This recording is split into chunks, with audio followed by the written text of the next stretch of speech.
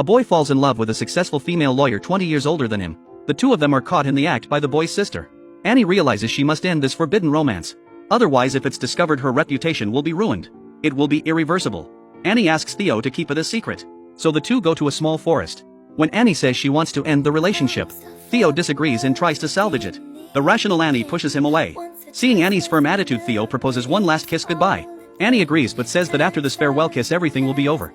Pierre suggests that he and Theo go on a trip alone to strengthen their father-son bond.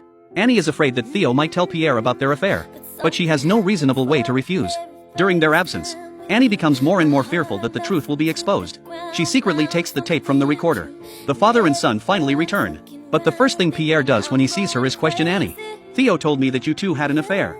To calm Pierre down, Annie has no choice but to remain composed. She then asks him, do you really believe him? Seeing the confused look on Pierre's face, Annie can only say with a hint of grievance, since you believe him, why even ask me? Pierre loves Annie deeply. Originally he believed Theo, but after hearing Annie's answer he begins to doubt. He doesn't understand why Theo would frame Annie. Annie tells him everything I did was just to get your attention. Pierre interrupts her. He says Theo told him every detail. Annie suddenly feels guilty. She just wants to escape from here as quickly as possible. She angrily says, I cared so much for both of you. But the result is a mess. Annie starts packing her things. She says Theo probably thinks I stole his father. Now I'd rather give you back to him.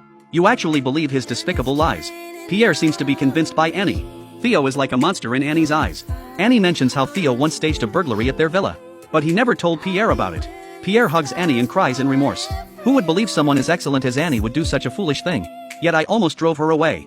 The next day Pierre apologizes for lacking affection for Theo as a father. He scolds Theo for making up such lies and slandering Annie no matter how angry he was.